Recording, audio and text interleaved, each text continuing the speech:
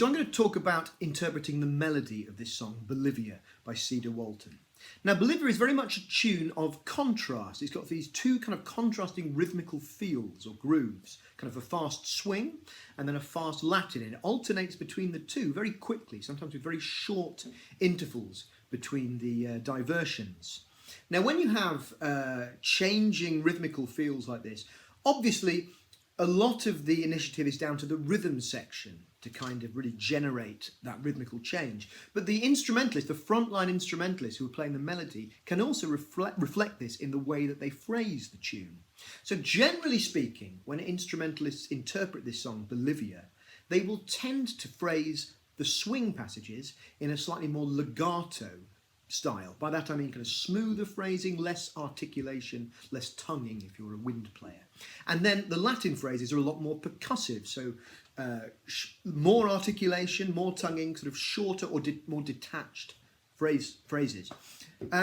So, after this kind of lengthy introduction, which is this long G7 vamp, where the instrumentalists tend to improvise over that section, so there's no kind of pre-composed melody for that bit, we go into the A section of the tune, and that is in this swung style. So consequently, when I phrase the opening part of the melody, it's probably going to be quite legato, involve very little articulation or tonguing.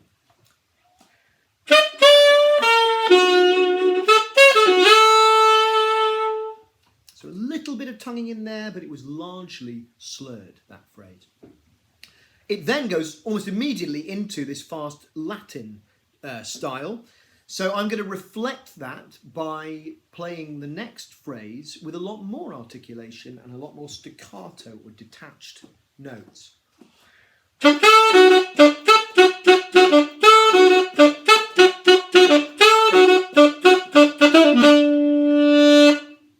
Okay? It then goes immediately into the fast swing again. And for this section, if you're comfortable with your concert C major scale, then it should fit under your fingers quite nicely, because the majority of the phrase is this ascending C major scale. And because it's fast swing, again, I'm going to employ very little tonguing or articulation. The majority of the phrase will be slurred.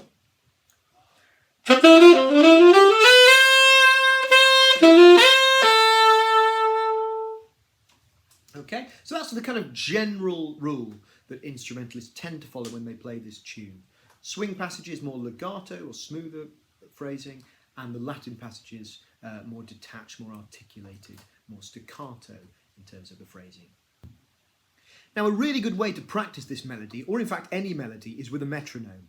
Now, jazz musicians use metronomes a lot in their practice, not just to help them to keep in time, but also to help them feel a particular groove, to understand the nature of the groove, and in particular the stresses on which the beats fall within that groove. So if you're playing in a swing style, the emphasis is nearly always on beats 2 and 4. 1, 2, 1, 2, 3, 4, okay, which is outlined by the hi-hat on the drum kit.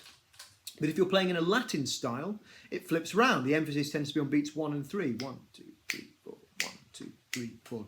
It's particularly if it's a fast Latin, like in the case of Bolivia. So when you're practicing the tune, I would advise using the metronome, and when you're practicing the swing passages, try and internalise that pulse so that you interpret it on beats 2 and 4, and then flip it round for the Latin passages. So I'm going to set my metronome a little under tempo, as I often do for the purposes of practice. I've set it to 80 BPM, and I'm going to try and hear that pulse on beats 2 and 4. And the way in which I do that is like this. 1, 1, 1, 1, 1, 2, 1, 2, 3.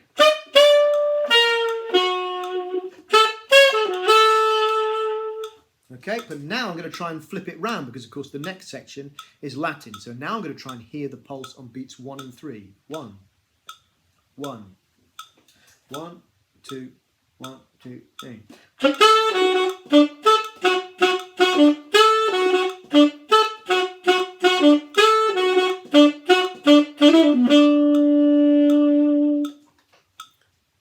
Okay, so if you use the metronome in that way, it'll really help the way in which you phrase the various passages in this song, Bolivia, and you'll be playing it in a way that's more stylistically appropriate to the particular groove that you're in at any given time.